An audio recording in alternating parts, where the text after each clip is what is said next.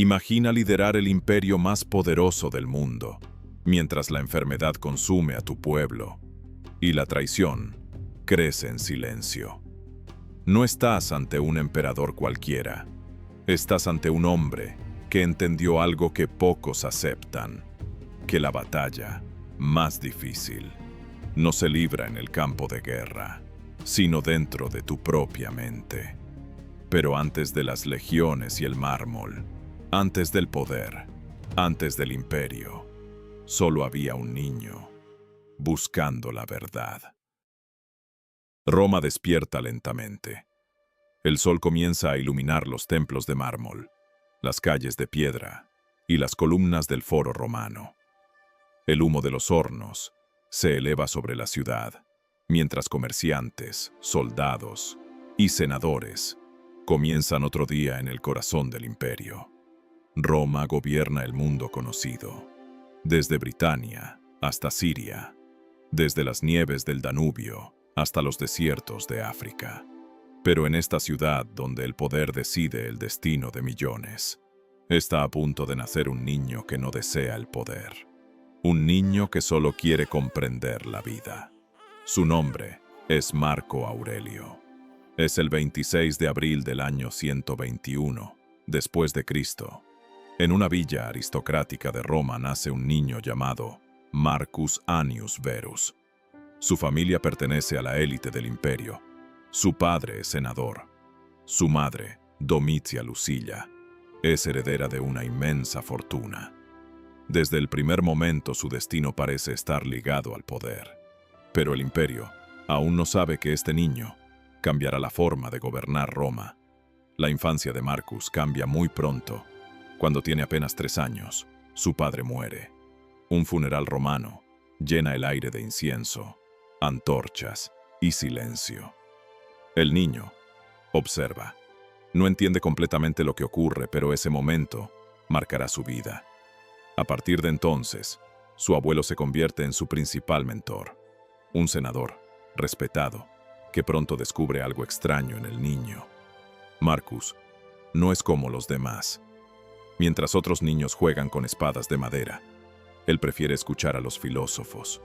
Se sienta durante horas mientras maestros griegos leen textos antiguos. Estudia retórica, estudia literatura, pero sobre todo, comienza a interesarse por una filosofía particular, el estoicismo. El estoicismo enseña una idea poderosa. No controlas lo que sucede en la vida, solo controlas cómo decides enfrentarlo. Para un niño romano destinado al poder, esa idea cambiará todo. Marcus comienza a imitar a los filósofos, rechaza los lujos, evita los excesos, incluso intenta dormir en el suelo para entrenar su disciplina. Su madre se preocupa. Le pide que al menos duerma sobre una piel de animal en lugar del frío mármol. Marcus acepta, pero su carácter ya está formado. Disciplina, autodominio, control sobre uno mismo. En ese mismo momento, Roma está gobernada por uno de los emperadores más inteligentes de su historia. Adriano, un gobernante culto, curioso y obsesionado con encontrar al mejor sucesor. Un día escucha hablar de un niño extraordinario, Marcus. Adriano decide conocerlo. El encuentro ocurre en el Palacio Imperial. El joven Marcus entra acompañado de su abuelo. El emperador lo observa en silencio. Le hace preguntas. Marcus responde con calma. No intenta impresionar. No intenta agradar. Simplemente dice la verdad. Adriano sonríe y pronuncia una frase que cambiará la historia. Este niño es sincero. Desde ese momento el emperador comienza a vigilar su desarrollo. Roma tiene una tradición particular. Los emperadores no siempre heredan el poder a sus hijos. A veces adoptan a su sucesor. Buscan al hombre más capaz. Y Adriano ya está pensando en el futuro. Año 138, después de Cristo.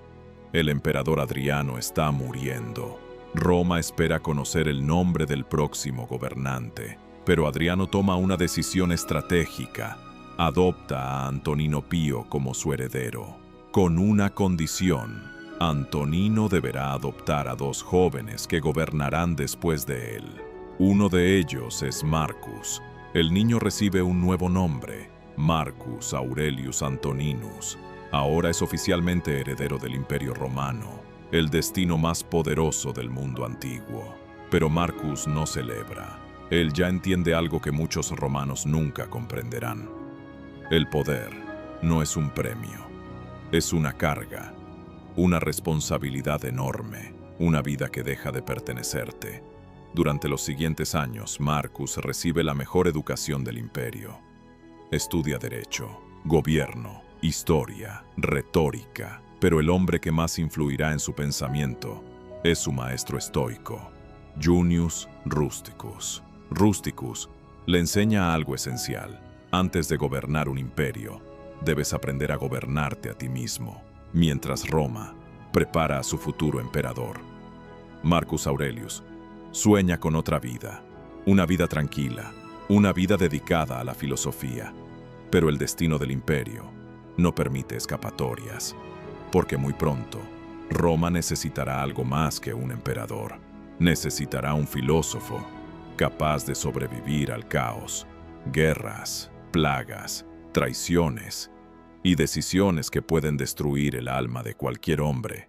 El filósofo está a punto de convertirse en emperador, pero cuando ese día llegue, Roma estará al borde del desastre. El poder no destruye a un hombre, lo revela. Año 161, después de Cristo. El emperador Antoninus Pius muere en silencio. No hay guerra, no hay crisis visible. Roma parece estable, pero esa calma es una ilusión. Marco Aurelio se convierte en el hombre más poderoso del mundo y hace algo que Roma nunca había visto. Comparte el poder con Lucius Verus. 2 emperadores, un solo imperio, pero 2 formas completamente distintas de vivir. Mientras Marco representa disciplina, control y pensamiento, Lucio representa placer, exceso y distracción. Y Roma está a punto de pagar ese contraste, porque el problema no era quién gobernaba, era lo que venía. En el este, el Imperio Parto desafía a Roma. La guerra comienza. Lucio Vero es enviado al frente. Roma gana. Pero algo invisible regresa con los soldados. Algo más peligroso que cualquier enemigo. La peste. Una enfermedad brutal se extiende por el imperio. Ciudades enteras colapsan. Las calles se llenan de muerte. El miedo se vuelve cotidiano.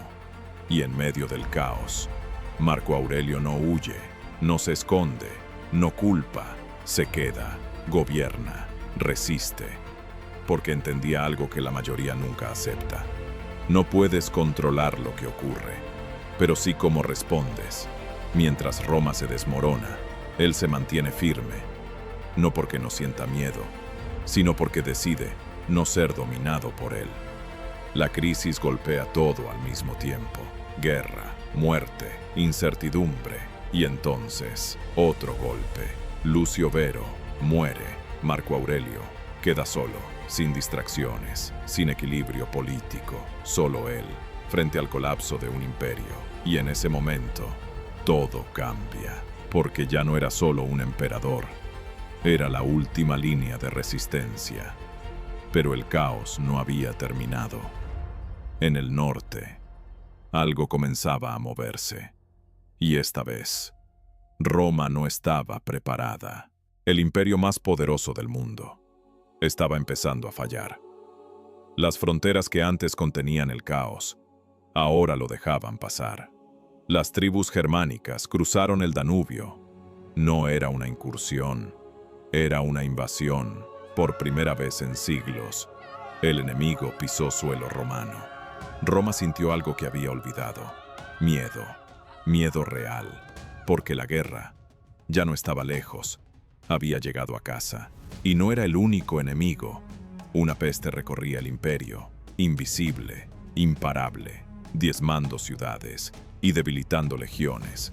Roma no solo luchaba contra hombres, Luchaba contra la muerte misma, y en medio de ese colapso, Marco Aurelio tomó una decisión que definió su legado: no gobernar desde el trono, sino liderar desde el barro. Dejó el mármol por el frío, dejó el poder cómodo por la guerra. Marchó al norte, donde el invierno rompe la piel y el hambre consume el cuerpo. Y ahí no se retiró, se quedó, no como un dios, como un hombre, cumpliendo su deber, porque entendía algo que pocos aceptan. No demuestras tu valor cuando todo está en calma, sino cuando todo se está rompiendo. Sus tropas no avanzaban por órdenes, avanzaban porque veían a su líder resistir. Sin espectáculo, sin ego, solo disciplina, solo presencia, solo ejemplo.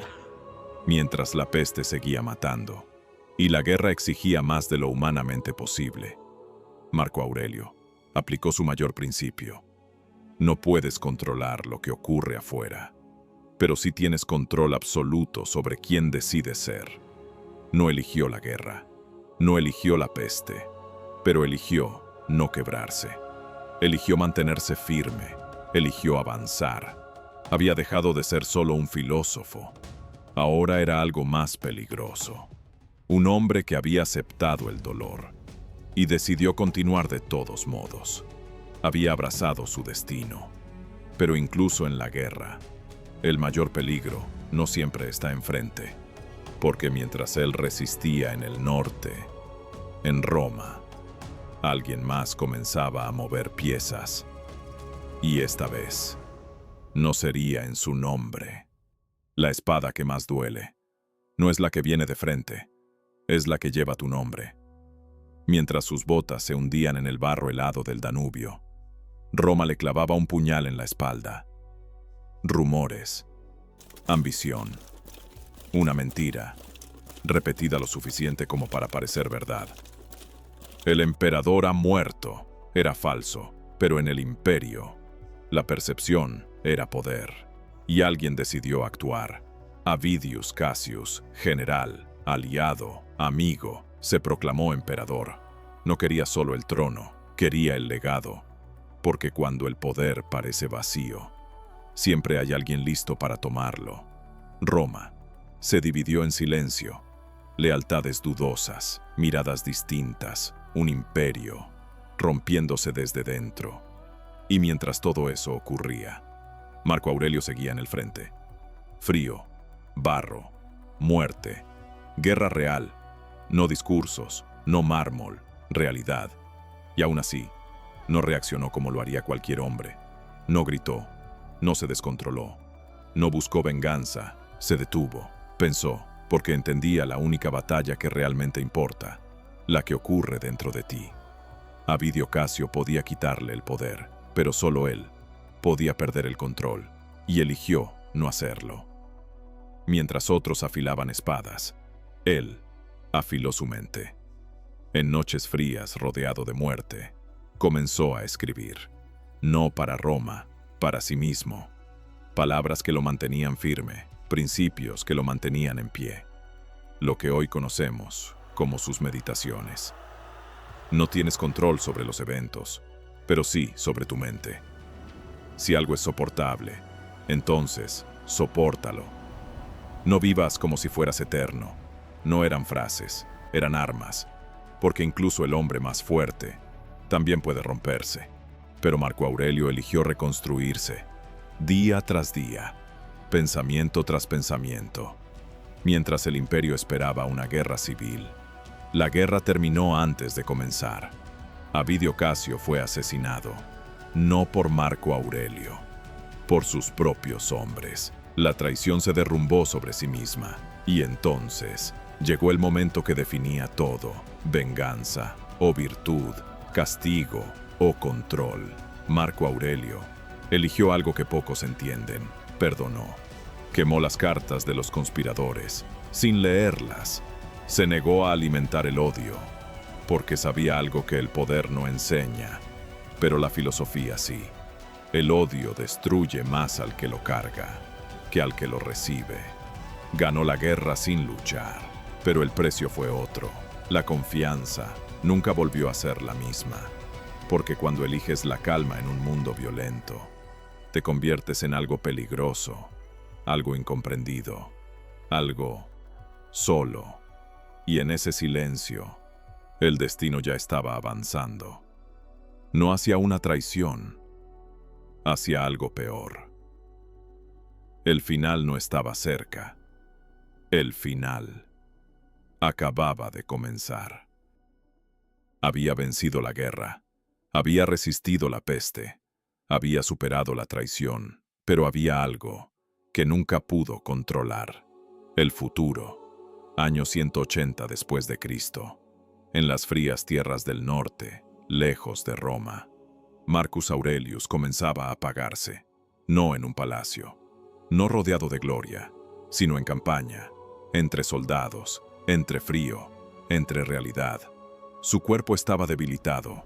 Años de guerra, años de presión, años de resistencia, y aún así, su mente permanecía firme, porque entendía algo que pocos aceptan. No importa cuánto luches, hay cosas que no dependen de ti. La muerte es una de ellas, pero no la temía, porque había pasado toda su vida preparándose para ese momento. No actúes como si fueras a vivir 10.000 años. Lo había escrito, lo había vivido, y ahora lo aceptaba. Pero había una decisión que sí dependía de él: el imperio, su legado, y el hombre que vendría después, su hijo, Commodus. No era el más disciplinado, no era el más sabio, no era como él, y aún así, Marco Aurelio tomó una decisión: no elegir al mejor, sino aceptar lo que era suyo, porque incluso el hombre más poderoso del mundo no puede controlar quién será su heredero. Y ahí, el estoicismo se vuelve real, no cuando todo es perfecto, sino cuando debes actuar, sabiendo que el resultado no está en tus manos. No eligió un final ideal, eligió actuar con lo que tenía, porque su deber no era crear un mundo perfecto, era responder correctamente al mundo imperfecto. En sus últimos días, no hubo discursos, no hubo grandeza, solo silencio, reflexión, aceptación, porque al final, todo se reduce a una sola pregunta: ¿viviste con virtud? No cuánto lograste, no cuánto controlaste, sino cómo respondiste a lo que no podías cambiar. Marco Aurelio cerró los ojos, no como un emperador, como un hombre que cumplió con su deber.